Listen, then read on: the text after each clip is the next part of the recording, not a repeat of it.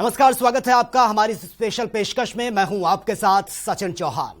नए साल की दस्तक ने 2023 में 2024 की सियासी बिसात को बिछा दिया है। तो 10 राज्यों में चुनावी जयघोष हो गया है, जिसमें सम्माहित होकर सभी राजनीतिक दलों ने सियासी दांवपेच लगाने शुरू कर दिए हैं, क्योंकि 2023 में 10 राज्यों के चुनाव ये डिसाइड करेंगे कि 2024 में किसका जादू चलने वाला है और कौन जादूगर बनकर सत्ता में काबिज होगा। आज हम आपको बताएंगे किन किन 10 राज्यों में चुनावी दंगल सज रहा है और किस दल की तैयारी कैसी है। 2023 में बिछेगी 2024 की बिसात। कौन जीतेगा दंगल, किसको मिलेगी मात। एक साल में 10 चुनाव, पार्टियों में बढ़ा तनाव। नए साल की दस्तक के साथ हम 2023 में प्रवेश कर गए हैं। ये साल सत्ता के लिए बेहद अहम है। एक तो 2023 में 10 राज्यों में विधानसभा के चुनाव होंगे और ऐसे में माना जा रहा है कि साल 2023 के चुनावी नतीजे और राजनीतिक गतिविधियों से सिर्फ 2024 की सियासी बिसात ही नहीं, बल्कि लोकसभा चुनाव की दिशा और दशा भी तय होगी। आज हम आपको उन राज्यों के बारे में बताएंगे कि 2023 के सूरमा कैसे बदलेंगे 2024 की बाजी। लेकिन 2023 में बाजीगर कौन होगा? क्या इसी साल जनता 2024 में बदलाव का संकेत देगी? सवाल तो आपके जहन में आ ही रहे होंगे। आज हम आपको इन्हीं सवालों के जवाब विस्तार से देंगे।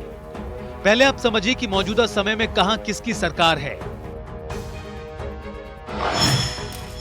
मौजूदा समय में मध्य प्रदेश, त्रिपुरा और कर्नाटक में भाजपा की सरकार है, जबकि मेघालय, नागालैंड और मिजोरम में भाजपा एनडीए के साथ सरकार में है। कांग्रेस के पास केवल राजस्थान और छत्तीसगढ़ है। तेलंगाना में भारतीय राष्ट्रीय समिति की सरकार है। तो वहीं केंद्र शासित प्रदेश बनने के बाद से जम्मू कश्मीर में अभी तक चुनाव नहीं हुए हैं। लेकिन इन्हीं 10 राज्यों में चुनाव का ट्रेंड बताएगा कि साल 2024 में जनता मोदी सरकार की वापसी चाह रही है या फिर नहीं। साल 2023 में होने वाले विधानसभा चुनाव बीजेपी और कांग्रेस दोनों के लिए बेहद अहम है। इसमें से ज्यादातर राज्यों में बीजेपी या कांग्रेस की सरकारें हैं। ऐसे में बीजेपी को जहां सत्ता बचाकर हिमाचल प्रदेश की हार को महज संयोग साबित करना है, तो वहीं कांग्रेस को राजस्थान और छत्तीसगढ़ में किला बचाकर खुद को लोकसभा चुनाव में विपक्षी मोर्चे की अगुवाई का दावेदार बनाए रखना है। मध्य प्रदेश में इस समय शिवराज सिंह चौहान के नेतृत्व वाली बीजेपी की सरकार है। साल 2018 के विधानसभा चुनाव में किसी भी दल को बहुमत नहीं मिला था, लेकिन क्या इस बार किसी दल को बहुमत मिलने की आस है? क्या कहता है पिछले 5 साल का यह सियासी रिकॉर्ड, दिखाते हैं आपको। चुनावी घोष। मध्य प्रदेश 230 सीट, कौन करेगा बीट? मध्य प्रदेश में कांग्रेस ने साल 2018 में विधानसभा चुनाव के दौरान बीजेपी की लगातार चली आ रही सत्ता को झटका दिया था। तत्कालीन मुख्यमंत्री शिवराज सिंह चौहान के लगातार तीसरी बार गद्दीनशी होने का सपना भी टूट गया था। कांग्रेस ने 230 सदस्यीय विधानसभा में 114 सीटें जीती थीं। इसके बाद केंद्र आलाकमान ने कमलनाथ को मुख्यमंत्री के तौर पर शपथ दिलवाई। आपको बता दें कि कमलनाथ ने समाजवादी पार्टी, बहुजन समाजवादी पार्टी और 4 निर्दलीय विधायकों के साथ अपनी सरकार बनाई थी। आपको ये भी जानकारी दे दें कि पैराशूट मुख्यमंत्री के तौर पर वो मध्य प्रदेश में आए थे, जो कि ज्योतिरादित्य सिंधिया को बिल्कुल भी रास नहीं आ रहा था। जिसके बाद ज्योतिरादित्य सिंधिया ने अपने 22 विधायकों के साथ भारतीय जनता पार्टी ज्वाइन कर ली थी और उसके बाद मध्य प्रदेश में कांग्रेस की सरकार गिर गई थी। और शिवराज सिंह चौहान 23 मार्च 2020 को फिर मुख्यमंत्री बने। कांग्रेस के राज्य संगठन में अब भी आपसी दरारें बढ़ती दिखाई नहीं दे रही हैं। देखिए, कांग्रेस के लिए बहुत बड़ा झटका था जिस तरीके से 2018 में जनता ने कांग्रेस को बहुमत दिया और कांग्रेस ने सत्ता से बाहर किया बीजेपी को। लेकिन पार्टी आलाकमान ने जो फैसला लिया वो कहीं ना कहीं आत्मघाती फैसला था। जिस तरीके से सिंधिया ने वहां पसीना बहाया, मेहनत की, जिसके परिणाम स्वरूप आपने देखा होगा कि सत्ता में वापसी हुई थी कांग्रेस की। लेकिन पार्टी आलाकमान का फैसला कमलनाथ को वहां शपथ दिलवा देना, कमलनाथ को भेजना मुख्यमंत्री के तौर पर 17 दिसंबर 2018 को समाजवादी पार्टी के 1 विधायक और बहुजन समाज पार्टी के 2 विधायक के साथ और 4 निर्दलीय साथ लेके जो सरकार बनाई, वो कहीं ना कहीं आहत थे सिंधिया। और जो कोई भी व्यक्ति मेहनत करता है और उसे उसका फल नहीं मिलता तो नाराज होना स्वाभाविक है। राज्य में अगला विधानसभा चुनाव नवंबर-दिसंबर में होगा। बीजेपी के सामने जहां अपने प्रदर्शन को सुधारने की चुनौती होगी, तो वहीं मुख्य विपक्षी कांग्रेस सत्ता विरोधी लहर में सवार होकर एक बार फिर सरकार में आने की कोशिश करेगी। स्पेशल डेस्क, जनता टीवी। और वही साल 2023 में राजस्थान में बीजेपी और कांग्रेस के बीच सीधी टक्कर है, लेकिन हालात बदले हुए हैं। कांग्रेस अपनी अंदरूनी दरार नहीं भर पा रही है। रार ऐसी है कि एक पार्टी कई गुटों में बढ़ती हुई नजर आ रही है, तो उधर बीजेपी कांग्रेस की सियासी आपसी में अवसर को ढूंढती हुई नजर आ रही है, ताकि सूबे का राजनीतिक फैक्टर बदला जा सके। चुनावी घोष में अब देखिए फिर बदलेगी सत्ता। राजस्थान फिर बदलेगी सत्ता। बीते 3 दशक से राजस्थान में हर 5 साल पर सत्ता बदलती आई है। 2018 के चुनाव में मुख्य विपक्षी कांग्रेस ने 5 साल बाद सत्ता में वापसी की। कांग्रेस के जादूगर अशोक गहलोत एक बार फिर राज्य के मुख्यमंत्री बने। 2023 के अंत में राज्य में विधानसभा के चुनाव होने हैं। कांग्रेस की रणनीति कैसी रहेगी?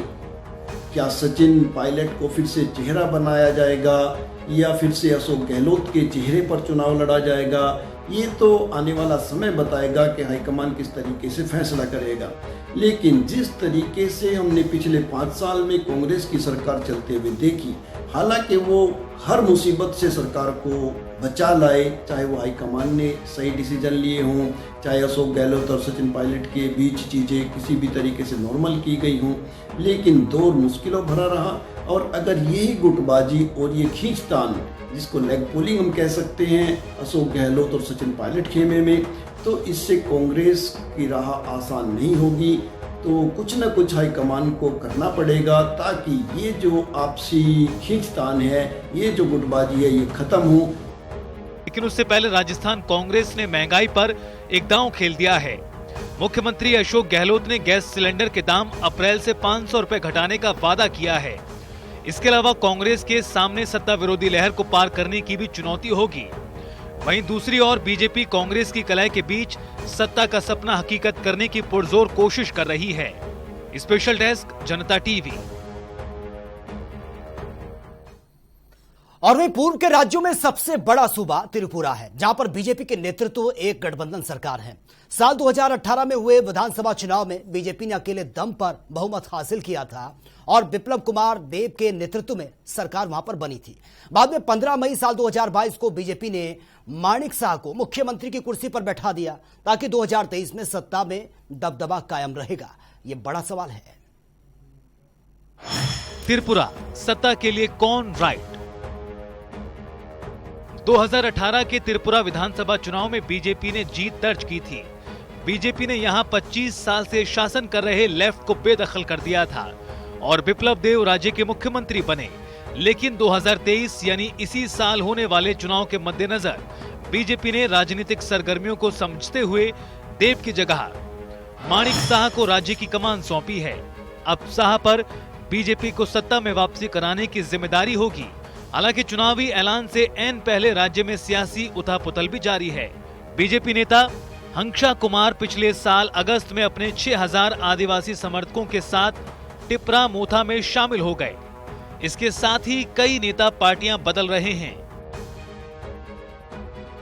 इन सब के बीच बीजेपी चुनावी तैयारी के लिहाज से रथ यात्रा निकालने जा रही है, ताकि सत्ता पर दबदबा कायम रखा जा सके।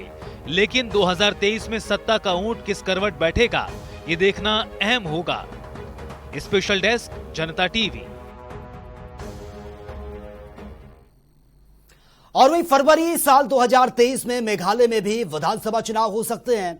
60 सदस्यों वाली मेघालय विधानसभा में कोनराड संगमा के नेतृत्व में नेशनल पीपल्स पार्टी की गठबंधन सरकार है, लेकिन एनपीपी और बीजेपी के बीच भी दरारें पड़ रही हैं, जिससे 2023 के चुनाव में सियासी उलटफेर संभव है। मेघालय, एनपीपी और बीजेपी में दरार। 2018 में राज्य में नेशनल पीपल्स पार्टी और बीजेपी गठबंधन की सरकार बनी थी। कांग्रेस सबसे बड़ी पार्टी के रूप में उभरी थी। एक बार फिर मेघालय में चुनाव से पहले राजनीतिक उथल-पुथल जारी है। यहां तक कि राज्य में गठबंधन सरकार चला रही एनपीपी और बीजेपी में भी दरारें देखने को मिल रही हैं। हाल ही में 2 विधायकों ने एनपीपी से इस्तीफा देकर बीजेपी में शामिल हो गए हैं। लेकिन अब आगामी चुनाव में क्या एनपीपी और बीजेपी में दरार चुनाव में और ज्यादा हाईलाइट होगी? देखिए, पूर्वोत्तर राज्यों की जो राजनीति है वो मैदानी राज्यों से बिल्कुल अलग है। अब चूंकि मेघालय में चुनाव होने को है, फरवरी 2023 में लगभग चुनाव हो जाएगा, लेकिन जो गठबंधन अभी तक चल रहा है एनपीपी और बीजेपी का, और 1-2 और भी दल इनके साथ में हैं, ये जो दरारें जो पड़ी हुई हैं वो आज की नहीं है। जब सरकार बनी थी और उसके बाद कुछ ही दिन के बाद में जो चाहे मंत्रालयों को लेके चाहे पद प्रतिष्ठा को लेके इस तरीके की खींचतान दोनों में कन्फ्लिक्ट हो उसी समय से शुरू हो गया था। लेकिन सरकार मुख्यमंत्री ने बखूबी चलाई, आगे चलाई। उन्होंने कोशिश की कि भाई दोबारा से चुनाव ना हो और आगे चीज़ें चलती रहनी चाहिए। लेकिन देखिए 60 सदस्यीय विधानसभा जो ये है मेघालय की, इसमें एनपीपी ने जो जिस तरीके से परफॉर्मेंस पिछले बार करा था, कहीं थोड़ा सा चूक गए थे। मुझे लग रहा अगर अब जो चुनाव होंगे उसमें इनकी स्थिति अच्छी है। और बीजेपी की 3 सीटें थी जुमा, और अब उनका सही कायदे से अगर आप देखें तो वैसी पकड़ है नहीं पूरे प्रदेश में कि 3 से ये 13 ले आएंगे या 10 ले आएंगे। अगर इतनी ही है, अगर 1-2 और बढ़ जाए, वो गनीमत रहेगी। या फिर डैमेज कंट्रोल के बाद दोबारा गठबंधन की सरकार बनेगी। हालांकि चुनाव से पहले बड़े उलटफेर की संभावनाओं से इनकार नहीं किया जा सकता। स्पेशल डेस्क, जनता टीवी। और वहीं नागालैंड में मौजूदा समय में बीजेपी समर्थित सरकार सत्ता में है, लेकिन बीजेपी पूर्ण रूप से सत्ता पर कब्जा चाहती है। सूबे में ऐसी हलचलें भी अब शुरू हो गई हैं। नागालैंड गठबंधन में कौन कौन? 2018 के विधानसभा चुनाव से पहले सत्ताधारी नगा पीपल्स फ्रंट यानी एनपीएफ 2 टुकड़ों में बंट गई थी। पार्टी के बड़े नेता और मुख्यमंत्री नेफ्यू रिबो बागियों के साथ चले गए। इसके बाद बागियों ने एक नई पार्टी का गठन किया जिसका नाम था नेशनलिस्ट डेमोक्रेटिक प्रोग्रेसिव पार्टी। और चुनाव से पहले एनपीएफ ने बीजेपी के साथ गठबंधन को तोड़ दिया और बीजेपी ने नई party nationalist democratic progressive party के साथ चुनाव लड़ा, जिसमें नई पार्टी यानी कि नेशनल डेमोक्रेटिक प्रोग्रेसिव पार्टी को 18 सीटें मिली, जबकि साथ ही बीजेपी को 12 सीटें मिली। इसके बाद सत्ता में गठबंधन की नई सरकार आई जिसके मुख्यमंत्री बने नेफ्यू रिबो। मौजूदा समय में राज्य विधानसभा के सभी 60 विधायक सत्ता पक्ष में हैं, लेकिन 2023 में होने वाले विधानसभा चुनाव से क्या बड़े बदलाव के संकेत हैं? देखिए, नागालैंड में एनडीपीपी का बड़ा बोलबाला है, शुरुआत से रहा है। और बीच में जब इनका 2 गुट हो गए और ये नया गुट बन के जब बाहर निकल के आए, उसके बाद में इन्होंने अपने दम पे 18 सीटें उन्होंने लेके आए। उसके बाद में दूसरा जो गुट टूटा हुआ था वो भी इनके पास आ गया, तो तकरीबन इसको 40-42 सीटें इनके पास हो जाती हैं। और 60 सदस्य विधानसभा ये है, तो इसमें इनको किसी को ज़रूरत नहीं थी कि सरकार बनाने के लिए हमें किसी की ज़रूरत पड़ेगी। लेकिन हाँ, भारतीय जनता पार्टी एक चीज़ हमेशा से करती है, वो ये है कि जिस स्टेट में हम रहें, बेशक हमारी सीटें कम हों, लेकिन हमारी इन्वॉल्विंग सरकार के अंदर रहे, हमारा थोड़ा ना थोड़ा दखल हमारे जो है सरकार के अंदर रहे। ऐसा शोर सियासी गलियारों में धीरे धीरे उठने लगा है। चुनाव का डंका बजने के महज कुछ महीने बाकी हैं और सबसे बड़ा सवाल है कि इस बार गठबंधन में कौन कौन होगा। इस सवाल का जवाब राजनीतिक दल भी खोज रहे हैं। स्पेशल डेस्क, जनता टीवी। और 2023 में होने वाले विधानसभा चुनाव के मद्देनजर कर्नाटक में भी चुनावी अखाड़ा तैयार है, जिसमें रिंग में उतरकर सभी दलों के नेता जीत के दांव पेंच लगाने का अभ्यास कर रहे हैं। चुनावी घोष, कर्नाटक में फिर बनेगी गठबंधन सरकार। 224 सीटों वाली कर्नाटक विधानसभा में बीजेपी के पास 104 सीटें हैं। सबसे बड़ा दल होने के बाद भी बीजेपी सत्ता से दूर रह गई। 2018 में जेडीएस और कांग्रेस ने चुनाव के बाद गठबंधन कर सरकार बनाई। बाद में कांग्रेस और जेडीएस विधायकों के इस्तीफे के कारण कुमारस्वामी सरकार गिर गई। विधायकों के अपने पाले में आने के बाद बीएस येदियुरप्पा के नेतृत्व में बीजेपी ने सरकार बनाई थी। येदियुरप्पा ने अपने चौथे कार्यकाल की दूसरी वर्षगांठ 26 जुलाई 2021 को मुख्यमंत्री पद से इस्तीफा दे दिया। 28 जुलाई 2021 को बसवराज बोम्मई ने उनकी जगह ली। कर्नाटक में अप्रैल मई में चुनाव होने हैं। इससे पहले बीजेपी और कांग्रेस दोनों ही आंतरिक कलह से गुजर रही हैं। बीजेपी पूर्व सीएम बीएस येदियुरप्पा और सीएम बसवराज बोम्मई के बीच के मतभेदों को दूर करने में जुटी है, तो वहीं कांग्रेस कर्नाटक अध्यक्ष डीके शिवकुमार और पूर्व मुख्यमंत्री सिद्धरमैया को एकजुट करने में लगी है। स्पेशल डेस्क, जनता टीवी। और वहीं इस साल होने वाले चुनाव का एपीसेंटर छत्तीसगढ़ होगा। ऐसा हम इसलिए कह रहे हैं क्योंकि छत्तीसगढ़ में सत्ता में काबिज रहना कांग्रेस के लिए एक बहुत बड़ा चैलेंज है। वहीं बीजेपी दोनों राज्यों में कांग्रेस से सीएम की कुर्सी पर अपना कब्जा जमाना चाहती है। छत्तीसगढ़ कांग्रेस की साख पर बात। छत्तीसगढ़ में भी राजस्थान जैसी ही कहानी है। बीजेपी के साल 2003 से चले आ रहे विनिंग मूवमेंट को कांग्रेस ने भारी भरकम जीत के साथ साल 2018 में विधानसभा चुनाव में रोका था।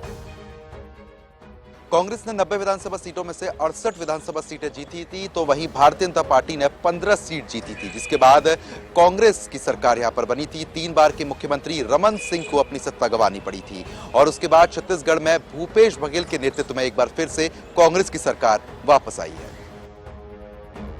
भूपेश बघेल को राज्य का मुख्यमंत्री बनाया गया और 2018 के बाद से बीजेपी यहां हुए 5 उपचुनाव हार चुकी है। हाल ही में हुए भानु प्रताप विधानसभा उपचुनाव इसका ताजा उदाहरण है। इससे पहले दंतेवाड़ा, चित्रकोट, मरवाही और खैरागढ़ में भी कांग्रेस को जीत मिली थी। भूपेश बघेल जी ने जब वे प्रदेश कांग्रेस कमेटी के अध्यक्ष थे और उनके जब नेतृत्व में 2018 के विधानसभा के चुनाव के मैदान पर पार्टी उतरी, तो उन्होंने मतदाताओं के जो खास करके जो छत्तीसगढ़ के जो किसान हैं, मजदूर हैं, उनसे जुड़े मुद्दों को उन्होंने अपने चुनाव अभियान का मुख्य मुद्दा बनाया था। जैसे कि आपने को मालूम होगा कि उन्होंने ये कहा था, नरवा गरवा घुरवा बारी एला बचाना है संगवारी। छत्तीसगढ़ के 4 चिन्हारी नरवा गरवा घुरवा बारी एला बचाना है संगवारी। तो निश्चित तौर पर छत्तीसगढ़ की एक पहचान कृषि प्रधान राज्य के रूप में है। इसको धान का कटोरा कहा जाता है और उन्होंने एक ऐसे मुद्दे को अपने चुनाव अभियान का मुख्य केंद्र बिंदु बनाया जो छत्तीसगढ़ की एक बड़ी आबादी को कवर करता था और उसका लाभ उनको पिछले चुनाव में मिला। ऐसे में बीजेपी के लिए साल 2023 की लड़ाई कुछ आसान नजर नहीं आ रही है। कांग्रेस इस किले को बचाने में सफल रही तो 2024 के लिए उसका दावा मजबूत होगा। स्पेशल डेस्क, जनता टीवी। और उधर मिजोरम में भी 2023 में चुनाव का डंका बजेगा। सूबे में इस समय मिजो नेशनल फ्रंट की सरकार है, लेकिन इस बार सियासी हवा किसके पक्ष में बह रही है ये साफ नहीं है, क्योंकि बीजेपी ने प्रदेश में जीत की हुंकार का शोर भोपों में बजाना शुरू कर दिया है। मिजोरम, बीजेपी का खुलेगा खाता। मिजोरम में मिजो नेशनल फ्रंट ने पिछले विधानसभा चुनाव में 26 सीटों पर जीत हासिल कर सत्ता पर कब्जा किया। कांग्रेस को सिर्फ 5 सीटें हासिल करने में पसीने छूट गए थे, तो वहीं भारतीय जनता पार्टी ने पहली बार राज्य में अपना खाता खोला था। सूबे में इस समय मिजो नेशनल फ्रंट की सरकार है, जिसने 2018 के विधानसभा चुनाव में 40 में से 26 सीटें जीतकर सबसे बड़ी जीत दर्ज की थी और पार्टी के नेता जोरामथंगा मुख्यमंत्री बने थे। जोरामथंगा से पहले कांग्रेस नेता लाल थनहवला लगातार 10 सालों तक मुख्यमंत्री रहे थे। थनहवला इससे पहले जनवरी 1989 से लेकर दिसंबर 1998 तक भी मुख्यमंत्री रहे हैं। इस बार भी बीजेपी और एमएनएफ अभी से बड़ी जीत का दावा कर रहे हैं। देखिए, मिजोरम में कांग्रेस इस बार एमएनएफ को अच्छी टक्कर दे सकती है। पिछले चुनाव में देखा जाए 5 सीटें उनके पास आई थी और 10 विधानसभा सीट ऐसी रही हैं जहां पे इनका जीत हार का मार्जिन मुश्किल से 700 या 800 वोटों का रहा। उसके बाद में मिजो नेशनल जो फ्रंट जिनकी सरकार इस समय है, हुकूमत में लोग हैं, उनके पास 26 सीटें थी और 40 में से उनके पास 26 सीटें आने का मतलब है, जाहिर सी बात उनको किसी की जरूरत नहीं पड़ी है, सरकार उनकी बन गई है और स्थिति कमोवेश इस बार भी उनकी मजबूत है। उनको शायद किसी के साथ में गठबंधन करने की जरूरत नहीं है। वहीं कांग्रेस पार्टी को एकजुट रखने के लिए संघर्ष कर रही है। एमएनएफ केंद्र में एनडीए और क्षेत्र में बीजेपी के नेतृत्व वाले नेडा दोनों का हिस्सा है। स्पेशल डेस्क, जनता टीवी।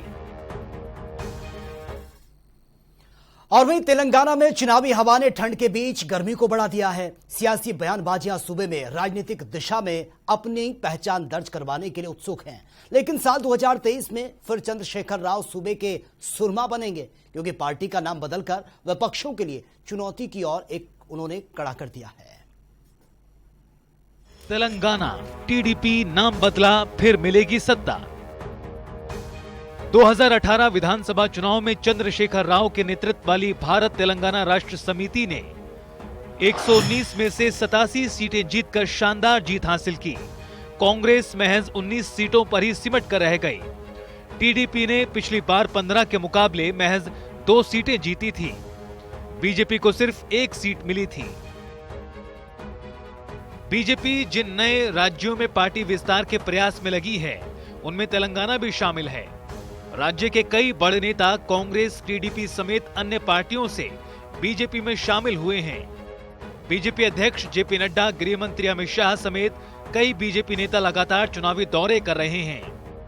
तो उधर चंद्रशेखर राव बीजेपी को हराने के लिए अन्य विपक्षी दलों के साथ मिलकर बड़ा मोर्चा तैयार करने की कोशिश कर रहे हैं।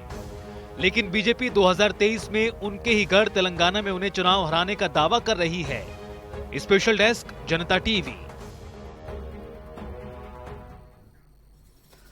और 2023 में केंद्र शासित प्रदेश जम्मू एवं कश्मीर में भी चुनाव हो सकता है। हालांकि चुनाव किस महीने में होगा इसका अनुमान लगाना अभी मुश्किल है, लेकिन सियासी धुरी को मजबूत करने के लिए नेताओं की कसरत लगातार जारी है।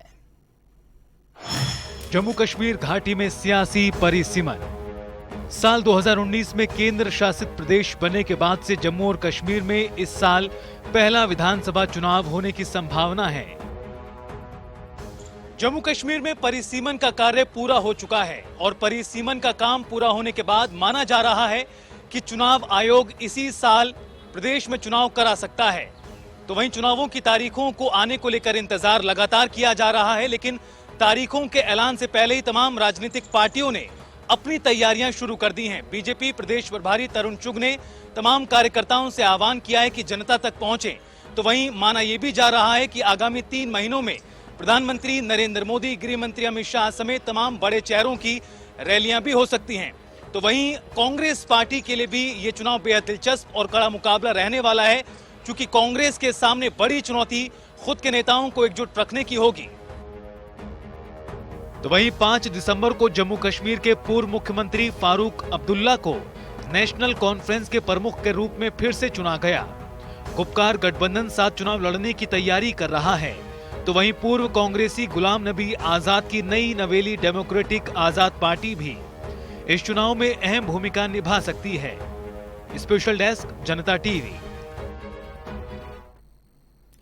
हमारे देश में हर आदमी की जिंदगी सियासत से काफी ज्यादा जुड़ी हुई है।